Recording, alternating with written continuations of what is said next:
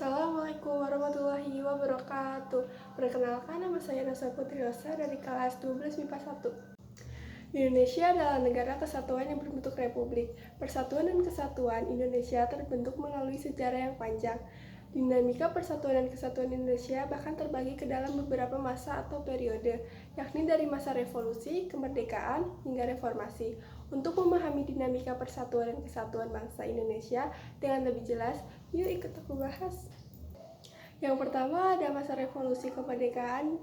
Dinamika persatuan dan kesatuan Indonesia dimulai pada masa revolusi kemerdekaan sejak 18 Agustus 1945 sampai 27 Desember 1949. Pada periode ini, bentuk negara Indonesia bukan lagi negara jajahan, melainkan negara kesatuan berbentuk republik yang dipimpin presiden. Presiden pada periode ini berkedudukan sebagai kepala pemerintahan sekaligus sebagai kepala negara. Undang-Undang Dasar 1945 digunakan sebagai pegangan dalam periode ini.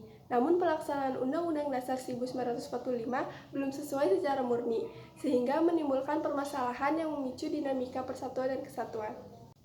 Yang kedua ada masa Republik Indonesia Serikat. Dinamika persatuan dan kesatuan bangsa Indonesia yang selanjutnya adalah pergantian ke Republik Indonesia Serikat yang berlangsung pada 27 Desember 1949 sampai 17 Agustus 1950. Pegangan hukum saat itu adalah Konstitusi Republik Indonesia Serikat tahun 1949.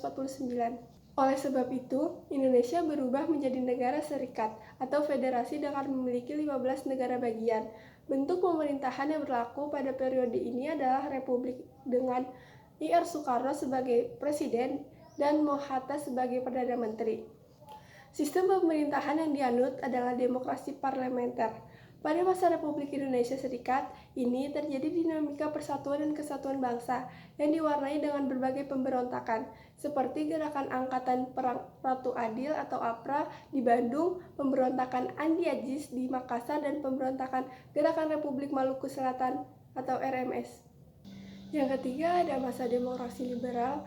Dinamika persatuan dan kesatuan bangsa ketiga dimulai saat bangsa Indonesia beralih ke masa demokrasi liberal pada 17 Agustus 1959 sampai 5 Juli 1959. Hukum yang digunakan adalah Undang-Undang Dasar Sementara Republik Indonesia.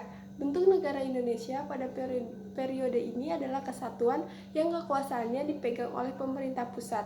Pada masa ini terjadi berbagai pemberontakan seperti gerakan Darul Islam atau Tentara Islam Indonesia (DITI) di Sulawesi, Aceh, Kalimantan Selatan, dan pemberontakan PRRI atau Permesta.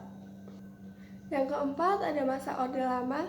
Dinamika persatuan dan kesatuan bangsa Indonesia yang selanjutnya dimulai dari masa Orde Lama terjadi setelah masa demokrasi liberal, tepatnya pada 5 Juli 1959 sampai 11 Maret 1966.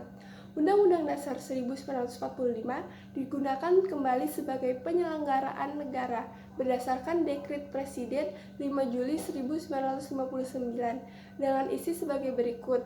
Yang pertama ada pembubaran konstituante, yang kedua memberlakukan kembali Undang-Undang Dasar 1945 dan tidak berlakunya lagi UUDS 1950. Yang ketiga ada pembentukan MPR dan DPA sementara.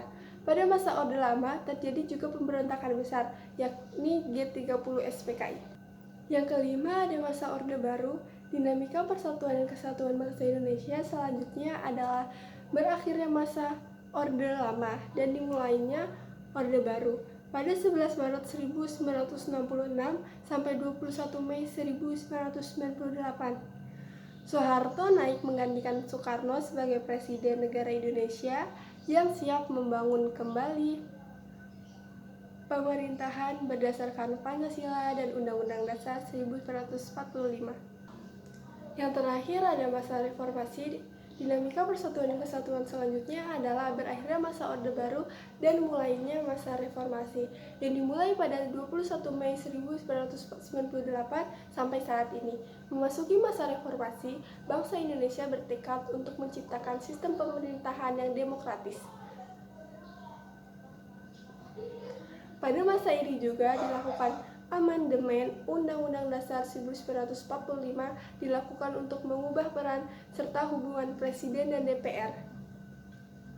Selain itu, Amandemen Undang-Undang Dasar 1945 juga mengubah struktur ketatanegaraan Indonesia, termasuk adanya penambahan dan penghapusan lembaga-lembaga negara. Sekian, terima kasih.